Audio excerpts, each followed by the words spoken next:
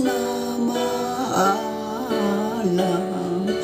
maga ka namin pinapupurihan.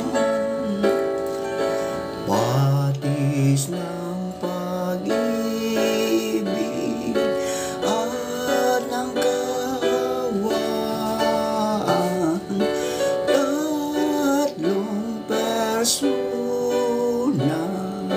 Diyos na marangal. Kabanal-banalan, lahat mong nilikha, sa kataasan mo'y nagpapakumbaba.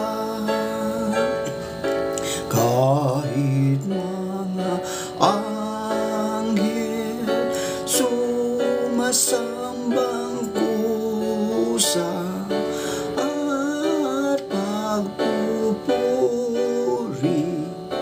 ibinabada. Kabanal-banalan, kahit ang karimlan o ang kasalan ay di makahawak ng iyong kaganapan. Sa pag-ibig mo at kabanalan, kabanal-banalan, makapangyarihan, pinupuri ka ng lahat ng nilalang.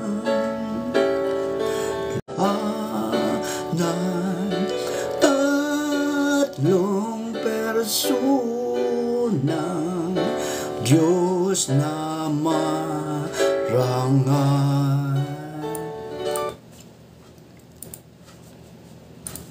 Yan! Isang magandang umaga po sa ating lahat, mga kapatid ko kay Kristo. Mula sa Dosil Rock Morning Devotion, isang kagalakan na muli tayo ay makapagbulay-bulay sa salita ng Panginoon sa umagang ito. Mga ilang minutong pagbulay-bulay ng mga salita ng Panginoon upang papurihan at sambahin ang ating Panginoong Hesukristo. Ang ating pong pagbulay-bulayan ngayong umaga ay matatagpuan sa mga taga-Roma, Kapitulo 3, talatang 23 hanggang 24. Ito ang sinasabi, sapagkat ang lahat ay nagkasala at walang sinumang nakaabot sa kaluwalhatian ng Diyos. Ngunit dahil sa kanyang kagandahang loob na walang bayad niyang ibinigay, sila ay itinuturing na matuwid sa pamagitan ni Kristo Jesus na siyang nagpapalaya sa kanila. Tayo po ay manalangin. Dakilang Diyos at mapagmahal sa lahat, naririto sa isang gabing nagdaan sa aming mga buhay na kami ay iyong iniingatan sa aming pagtulog. Maraming salamat, Panginoon, sa muli mong pagising sa amin, sa muli mong pagbibigay ng buhay at ng lakas upang kami ay patuloy na humarap sa hamon ng buhay sa mundong aming ginagalawan. Panginoong Hesus, sa umagang ito, kami po ay humihingi ng kapatawaran sa mga nagawa naming mga kasalanan. Ito man ay sadya o hindi sadya. Patawarin niyo po kami, Panginoon. Ikaw ang Diyos na magpapatawan sa lahat ng mga may kasalanan kapag kami ay magbalik loob sa inyo, Panginoon. Handa mo kaming tanggapin. Kaya, O Diyos, kami, O Diyos, ay humihingi ng kapatawaran. Panginoong Hesus, sa umagang ito, patuloy naming inilalapit sa inyo ang aming mga kapatid na may mga karamdaman. Patuloy mo po silang abutin sa araw na ito upang sila ay magkaroon ng kagalingan sa mga karamdamang kanilang taglay. Ibalik mo sa banig ng karamdaman. Amin din inilalapit sa iyo, Diyos, ang aming mga kapatid na naghahanap buhay sa lansangan. Ang mga drivers, grab drivers, mga taxi driver, jeepney driver. Lord, ingatan mo sila sa daan. Karoon ng mga sigalot sa daan, Panginoon.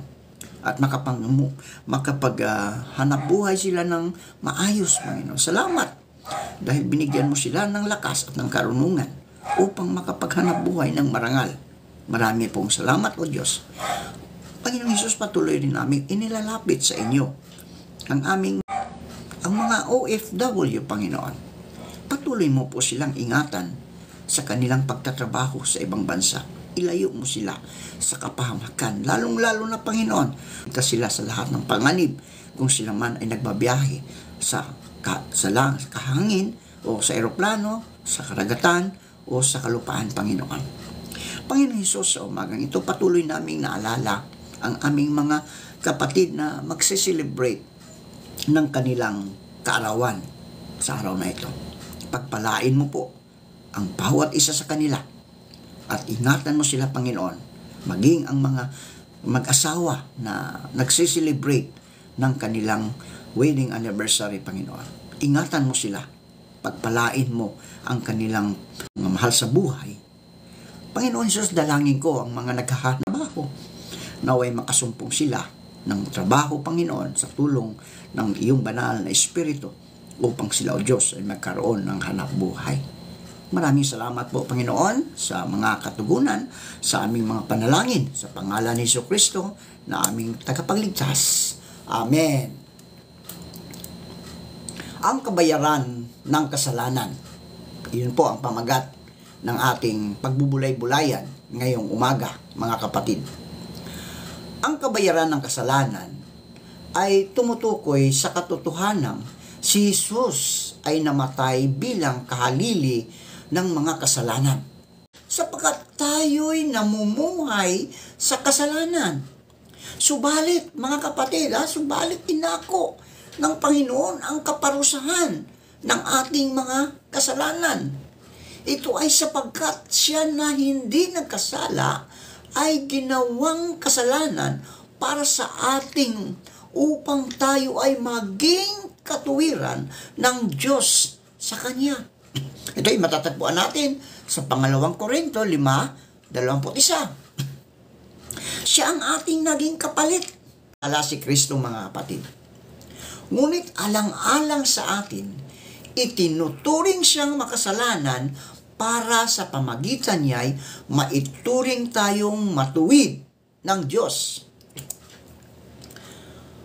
Dinala niya sa kanyang sariling katawan ang ating mga kasalanan sa ibabaw ng krus upang tayo ay mamatay sa kasalanan ay maging buhay sa katuwiran at dahil sa kanyang sugat, tayo ay gumaling. 1 Pedro 2:24.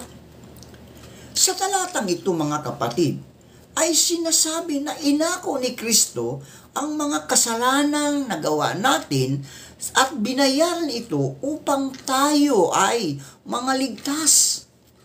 Sa iba pang mga talata ay mababasa natin, dahil si Kristo man ay minsang nagdusa dahil sa kasalanan, ang matuwid para sa mga hindi matuwid upang madala niya tayo sa Diyos.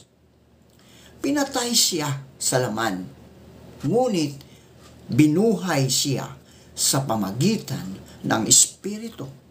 Sa kanyang pagkamatay sa krus, mga kapatid, pinasa niya ang ating mga kasalanan upang tayo'y mamatay na sa kasalanan at mamuhay ng ayon sa kalooban ng Diyos. Sa pamagitan ng kanyang mga sugat, tayo'y pinagaling. Ha? Tayo'y pinagaling. 1 Pedro 3:18. Hindi lamang ito itinuturo sa atin ng mga talatang ito na si Jesus ang ating naging kahalili. Subalit, siya rin ang katubusan. Ibig sabihin, sapat na ang kanyang kamatayan, mga kapatid, ha? Sapat na ang kanyang kamatayan bilang kabayaran sa kasalanan ng sanlibutan. Sapagkat si Kristo na walang kasalanan ay namatay ng minsan para sa atin o para sa inyo na mga makasalanan. Upang iharap kayo sa Diyos, siya'y pinatay sa laman at muling binuhay sa Espiritu. Ang isa pang talata na tumutalakay sa ating mga kasalanan, kaya siya ay nasugatan. Siya ay binugbog dahil sa ating kasamaan. Tayo ay gumaling dahil sa pahirap na dinanas niya at sa mga hampas na kanyang tinanggap. Ang talatang ito ay tumatalakay tungkol sa pagdating ni Kristo upang mamatay sa krus para sa ating mga kasalanan. Nakadetalye ang lahat ng ito at ang pagpako sa krus ay totoong nangyari kagaya ng sinabi noong una pa man. Pansinin ang mga salita ni Isaias, mga kapatid, no? Pansinin natin habang binabasa mo ito.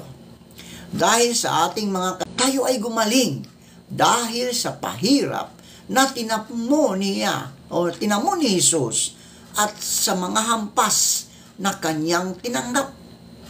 Makikita sa talatang ito na si Jesus ang humalili sa makasalanan.